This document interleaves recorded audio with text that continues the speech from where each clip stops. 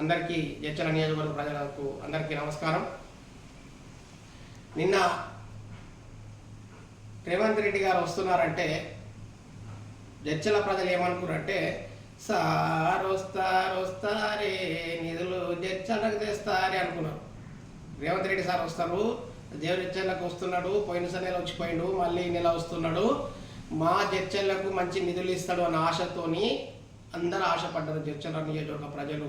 కానీ మీరేం చేసిర్రు? రేవంత్ రెడ్డి గారు పోయినసారి వచ్చిర్రు, ఈసారి వచ్చిర్రు, జడ్చలకు వచ్చి ఆశ నిరాశ చేసిర్రు, ప్రజలని ఆశ మొత్తం నిరాశ చేసిపోయారు. మీరు మాకు జడ్చల నియోజకవర్గంలోని మిర్జిల మండలము నాకు రాజకీయ భిక్ష పెట్టి 20 సంవత్సరాలైంది. 20 సంవత్సరాలు నేను ఇదే మండలం నుంచి ఎదిగి నేను ఎమ్మెల్సీ అయినా, జడ్పీటీసీ అయినా, ఎమ్మెల్సీ అయినా, ఎమ్మెల్యేనైనా, ఎంపీ అయినా, కాంగ్రెస్ పార్టీ అధ్యక్షుడైనా, ముఖ్యమంత్రినైనా చెప్పుకున్నారు. చాలా సంతోషం అనిపించింది. అరే మా నియోజకవర్గం వ్యక్తి ఇవాళ ముఖ్యమంత్రి అయిందంటే మేము చాలా సంతోషపడ్డాం.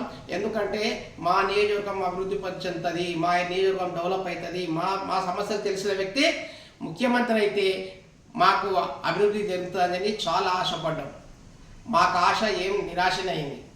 పోయినసారి వచ్చిర్రు, జడ్చలకు వచ్చిర్రు, ఏదో తూతు మాత్రంగా ఆ ఉడదండపూర్ వాళ్ళకి ఏదో వాళ్ళకి వచ్చే డబ్బులే వాళ్ళకి ఇచ్చిర్రు, కొత్తగా ఏమి ఇవ్వలేదు వాళ్ళకు. అది చేసిపోయారు. మళ్ళీ నెల వస్తామని చెప్పారు, ఊరుకొండకు వచ్చిర్రు. ఊరుకొండకు వచ్చి ఏమైనా ప్రకటిస్తారేమైనా ఆశ ఉండే, కానీ ఏం ప్రకటించలే. మీరు ఏం చెప్పారు? ఎంతసేపు మీ ఉపన్యాసం మీ గొప్పలు మీరే చెప్పుకున్నారు, లేదంటే ప్రతిపక్షాలు అవతలు తిట్టడం స్టార్ట్ చేసిన తప్ప వేరేం చెప్పలేదు.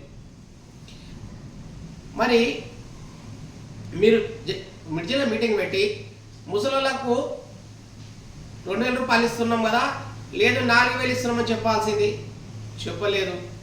మహిళలకు 2000 రూపాయలు ఇస్తాం, ప్రతి నెలకు ఇస్తామని చెప్పారు, చెప్పలేదు.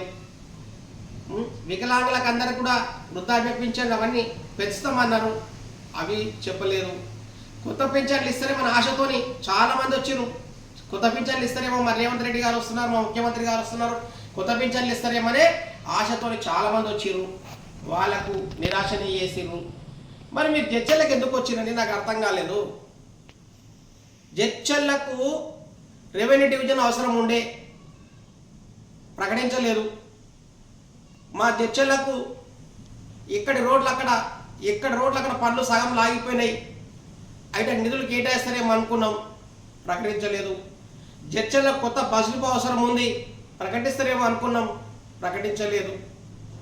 ముఖ్యంగా రెవెన్యూ డివిజన్ అందరూ కోరుకుంటారు, అది చేస్తారేమో అనుకున్నాం, అది చెప్పలేదు.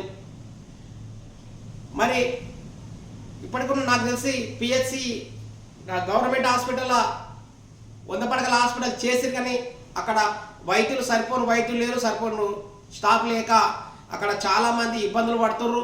మరి అక్కడ కొత్తగా స్టాఫ్ ఏమైనా రిక్రూట్మెంట్ చేస్తారేమో అనుకున్నాం, అది చెప్పలేదు. మరి జడ్చలకు ఇంకేమైనా కొత్త కాలేజీలు ఏమైనా మంజూరు చేస్తారేమో అనుకున్నాం, అది చెప్పలేదు. మరి ఎందుకు వచ్చినట్టే మా చర్చలకు నాకు అర్థం కాదు.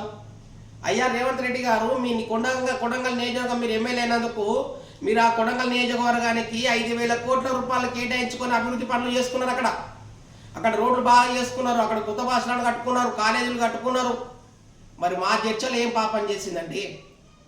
మా చర్చలకు ఎందుకు నిధులు కేటాయిస్తలేరు? మీకు మనసు ఒప్పుతలేదా? మీరు అక్కడ 5,000 కోట్లు కేటాయించున్నారు, మీకు రాజకీయ భిక్ష పెట్టిన జడ్చలకు సుమారుగా 1000 కోట్లు ఇయ్యరు, అభివృద్ధి పట్ల కేటాయించిన మనసు ఒప్పలేదా మీకు? ఏం జడ్చల మీద మా మీద ఉట్టి సవితి తల్లి ప్రేమనా? మా మీద మేము మీ సవితి తల్లి బిడ్డలమా? కొడంగలే మీ సొంత బిడ్డలా? మరి మా మీద ఎందుకు నియోజకవర్గం ఎందుకు ప్రేమ లేదండి? అంటే మాకు వచ్చి ఏదో వచ్చినామా, జోలి పెట్టినామా, పోయినామా అంతే తప్ప నిన్న అంత ప్రజలు వచ్చారు, మీ మీద ఆశతో వచ్చారు. ఏం చేసిరు వాళ్ళకు మీరు? కొడంగల్లు అంతే. ఎందుకంటే పక్కన మీ ఊరు కొండారెడ్డిపల్లి పోదాం, మీ ఊరు రోడ్డు ఎట్లా బాగున్నాయి చూద్దాం పండి ఒకసారి. మరి మా ఊరు రోడ్లు మా కాన్స్టిట్యూన్సీ రోడ్లో పోదాం పని ఎట్లున్నా చూద్దాం ఒకసారి. ఎట్లున్నా మా రోడ్లు చూద్దాం కాన్స్టిట్యూన్సీలా. మీ కొండారెడ్డిపల్లి రోడ్లు ఎట్లున్నాయి, మా జడ్చల కాన్స్టిట్యూన్సీ రోడ్లు ఎట్లున్నాయి ఒక్కసారి పర్యటన చేద్దాం పాండి. ఎందుకు మా జడ్చల మీకు మనసు వస్తలేదు? మరి మీరు వచ్చింది ఎందుకు? ప్రజలు ప్రతిపక్షాలు తిట్టడానికి వచ్చింది. ఆయనకి తిట్టాలనుకుంటే మీ ఆఫీసులో గంట సేపు పెట్టుకోండి, కొడతానండి. ప్రజల టైం వేస్ట్ చేసి, వాళ్ళ ప్రభుత్వం పైసలు డబ్బులు దండగా చేసి, ప్రజల పనులు ఖరాబ్ చేసి కట్టినాం. మంచిగా కూలు చేసుకొని 10 రోజులు రోజు 500 రూపాయలు సంపాదించుకుంటారు వాళ్ళు కూలు.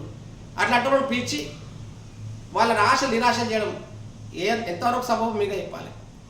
మరియు మా ఎమ్మెల్యే గారు అన్నూరి రెడ్డి గారు ఎక్కువపల్లి బ్రిడ్జి శాంక్షన్ అయింది, కొండేటి బ్రిడ్జి శాంక్షన్ అయింది, సింగంతోటి బ్రిడ్జి శాంక్షన్ అయింది, ఇంకేదో రోడ్ శాంక్షన్ అయింది. ఇవన్నీ ఎమ్మెల్యే గారు గత 2 సంవత్సరాల క్రితం చెప్పడం జరిగింది శాంక్షన్ అయింది. మరి ఆ 2 సంవత్సరాల కింద శాంక్షన్ అనేది ఎప్పుడు సీఎం గారి సమావేశంలో చెప్పడం మీద ఎంతవరకు సబబు ఆయనకే తెలవాలి. కొత్తగా ఏమన్నా మీరు ఎమ్మెల్యే గారు అయ్యా మా నియోజకవర్గానికి వస్తున్నారు, మాకేమైనా కొత్తగా పట్టించారని మీరు ముఖ్యమంత్రి గారిని అడగాలి. ఆ సమావేశంలో ఆ మీటింగ్లో ఖచ్చితంగా వాటిని కొంచెం అడగాల్సింది. అయ్యా మా నియోజకవర్గం ఇది వెనకబడింది, ఇది సాయం చేయండి అని చెప్పి అడగాల్సింది. అడగకుండా మీరేమో 2 నెలల కింద శాంక్షన్ అయినాయి అని చెప్పిన మాటలు ఇప్పుడు ఆ మీటింగ్లో చెప్తే ఎంతవరకు సబబు అది? అంతేకాదు జడ్చల బైపాస్ రోడ్డు శాంక్షన్ చేశారని చెప్పారు. శాంక్షన్ ఎవరు చేశారు మీ మనసాక్షికి తెలుసు. డికే రమ్మ గారు మిమ్మల్ని కేంద్ర మంత్రివర్యులు గడ్కరీ గారికి తీసుకువెళ్ళి జడ్చల సమస్యకి ఇట్లా ఉందని చెప్పి ఆమె 3 బైపాస్ శాంక్షన్ చేయించింది. అది మీరు ఆడ మేము చేయించామని చెప్పుకుంటాం. ఇది ఎంతవరకు నిజం? తిరుమలైటి కాలేజీ కూడా అరుణమ్మ గారి సహకారంతో అరుణమ్మ గారు కొట్లాడి ఆమె ప్రయత్నం చేసుకు తిరుమలైటి కాలేజీ శాంక్షన్ ప్రయత్నం చేసింది.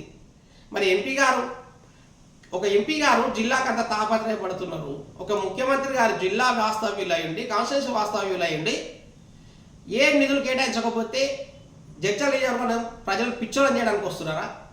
జడ్చల ప్రజలను పిచ్చోళం చేసి వీళ్ళు ఏం చెప్తే అది నమ్ముతారని అనుకుంటున్నారా? ప్రజలు పిచ్చోళ్ళు కాదండి, అన్ని గమనిస్తున్నారు. జనాలకు అర్థమైపోయింది కాంగ్రెస్ ప్రభుత్వం మాటల ప్రభుత్వం కానీ చేతల ప్రభుత్వం కాదని అర్థమైపోయింది. మీరు అనుకుంటున్నారు మేము ఏదో చెప్తే నడుస్తాయని. గత 10 సంవత్సరాలు బీఆర్ఎస్ వాళ్ళు ఇదే చెప్పారు, ఇదే జోలి చెప్పారు, మీలాగానే జోలు చెప్పారు, మీలాగానే ప్రజలు పిచ్చోళ్ళని చేయాలని చూసారు. వాళ్ళను ఇంటికి పంపించారు. మిమ్మల్ని కూడా ప్రజల్ని పిచ్చోళ్ళని చేయాలని, ప్రజల్ని ఏదో నామక వస్తే జోలు చెప్పి పంపించాలని అనుకుంటే మిమ్మల్ని కూడా అతి త్వరగా ఇంటికి పంపించే రోజులు దగ్గరలో ఉన్నాయి. మీరు ఇప్పటికైనా మారి జడ్చల నియోజకవర్గాన్ని పట్టించుకొని ఏమైనా సాయం చేయగలిగితే బాగుంటుంది. ఉద్దర జోలు చెప్పదు మనం చేస్తూ. జై శ్రీరామ్.